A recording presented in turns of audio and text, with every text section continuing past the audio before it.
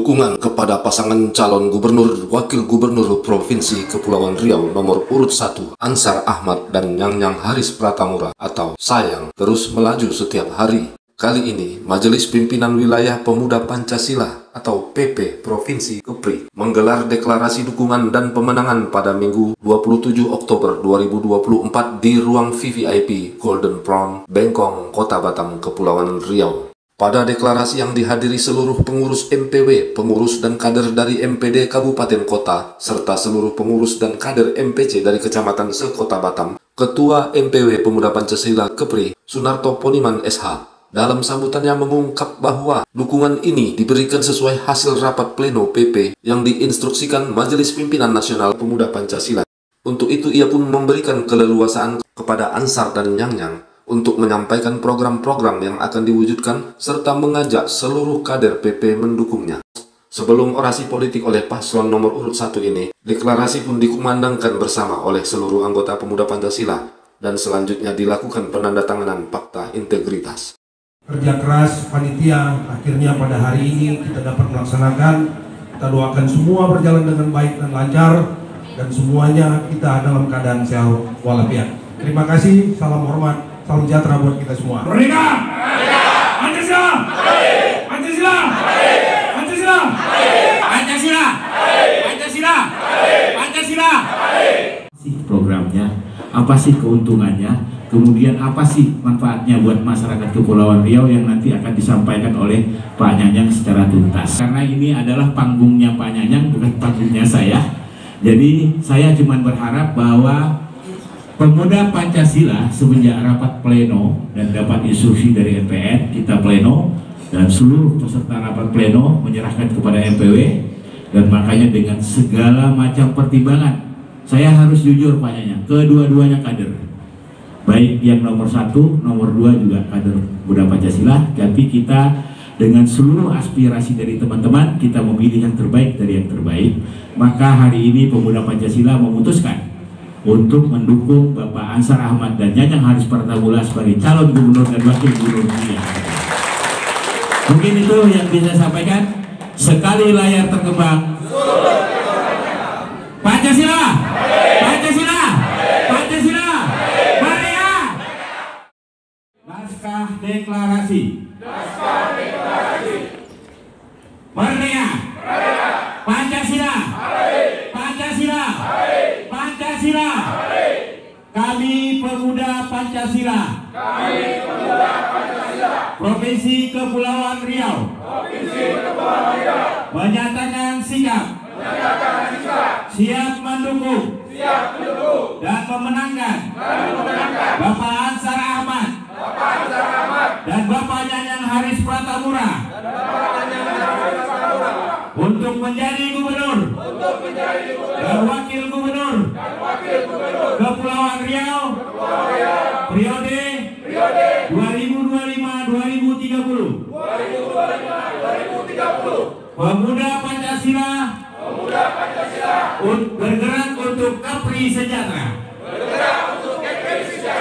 Sekali layar terkembang, Pancasila, Pancasila, Pancasila, Merdeka.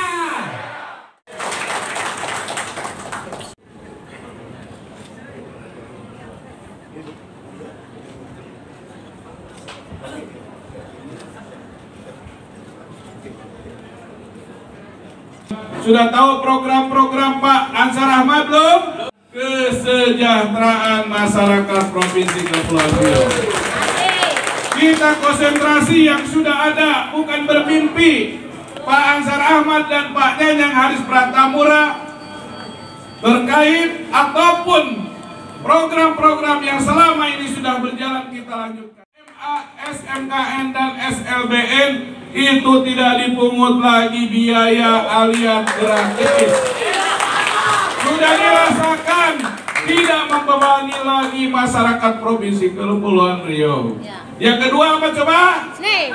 Apa? BPJS Kesehatan. Waduh, BPJS Tenaga Kesehatan untuk para nelayan sudah 39.000 kita tanggung melalui Jamkesda dan BPJS Kesehatan Provinsi Kepulauan Riau. Terus apa lagi yang tahu? UMKM tanpa bunga. UMKM naik kelas di Provinsi Kepulauan Riau, yang sekarang jumlahnya 9.693. Alhamdulillah berjalan tahun demi tahun.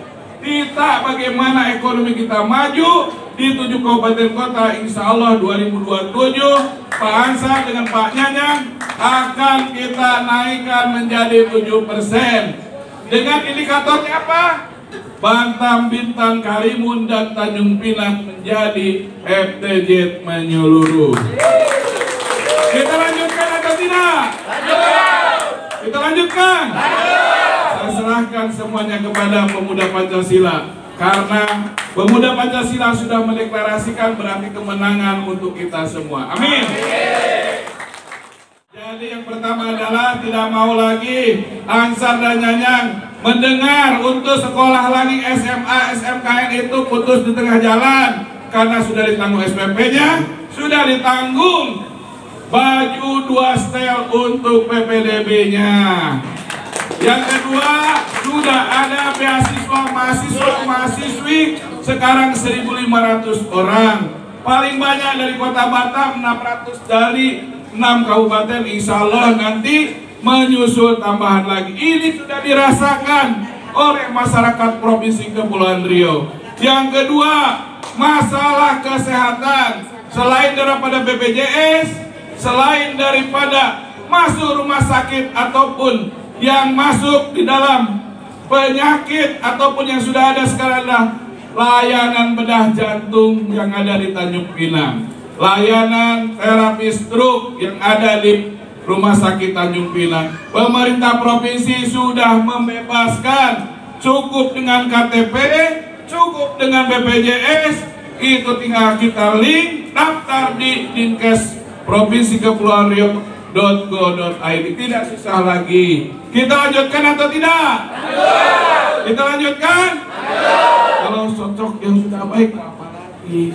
Ini sudah tahu semua, paling besar ekonomi kita akan tumbuhkan melalui dengan PPFTZ ataupun FTZ menyeluruh. Karena apa? Provinsi Kepulauan Riau mempunyai moto adalah Kepri Sejahtera. Ekonomi tumbuh, Kepri sejahtera, yang adil, makmur, dan merata. Nih kalau ada yang tak angkat tangan berarti ketiaknya bisul ya. Burung kene-kene di atas batu. Pesan kakek nenek coblos nomor. Gubernur itu 5 tahun. Tapi karena kita terdampak undang-undang pilkada serentak, maka jabatan kami itu hanya 3 tahun 8 bulan. 3 tahun 8 bulan, efektifnya hanya 2 tahun 8 bulan ya Bu Mesra. Karena 1 tahun 2021 kita fokus menangani pandemi COVID-19. Bapak Presiden mengapresiasi masyarakat Kepri dengan penghargaan tertinggi diserahkan melalui gubernurnya di Istana Negara.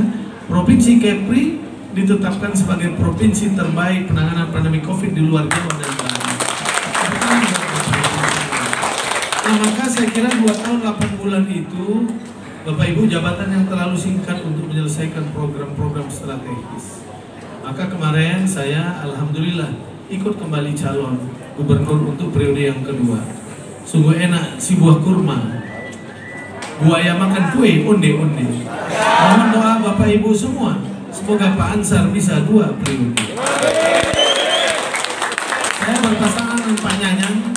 Saya kira Pak Nyanyang semua sudah kenal kita semua, dan beliau selain mantan anggota DPRD Kota Batam, anggota DPRD Provinsi 1 periode, anggota DPRD Provinsi periode kedua terpilih, tapi mengundurkan diri karena perintah Pak Prabowo Subianto untuk mendampingi Pak Ansar, dan beliau juga Ketua Partai Gerindra Kota Batam. Beliau juga pengusaha logistik, saya lihat rekam jejaknya juga cukup bagus. Maka kalau kita bersama ini kita bisa kembangkan konsep reinventing government di pemerintah kita, memadukan konsep birokrasi pemerintahan dengan swasta. Saya kira ini akan mempercepat pembangunan Provinsi Kepri. Pertanyaannya kenapa saya mesti bersama Pak Nyanyang? Karena kita semua Bapak Ibu sekalian, teman-teman bernaung di partai koalisi pemerintah. Di dalam koalisi kita dari 12 partai itu salah satunya ada Partai Gerindra, yang saat ini Bapak Presiden kita yang definitif baru dilatih adalah Bapak Prabowo Subianto. Beliau Ketua Partai Gerindra Pusat. Maka kita sudah ada di gerbong yang benar gitu. Karena kita berada di gerbong koalisi pemerintah di mana Pak Prabowo ada di dalamnya. Nah, maka kita yakin Bapak Ibu, kalau kita bersama koalisi pemerintah dan Pak Prabowo, yang notabene semua menteri-menterinya adalah menteri Pak Prabowo, maka ke depan kita akan mudah untuk mendapatkan dukungan pemerintah pusat, dukungan APBN dan dukungan dalam bentuk kebijakan strategis. Kenapa kita butuh dukungan itu? Karena membangun Kepri ini tidak mudah Bapak Ibu sekalian. Mampuan yang terbatas yang kita miliki, 2.408 pulau di Kepri ini, 304 pulau yang berpenghuni batasan negara, itu harus kita bangun bersama-sama, maju dan adil dan merata. Maka dukungan pemerintah pusat sangat kita perlukan. Nah, Bapak Ibu sekalian, dari 45 kursi di DPRD provinsi, itu 32 kursi memberikan dukungan kepada pasangan sayang ini. 13 kursi berada di calon sebelah. Maka dari sisi dukungan politik di provinsi kita sudah mendapat dukungan yang kuat.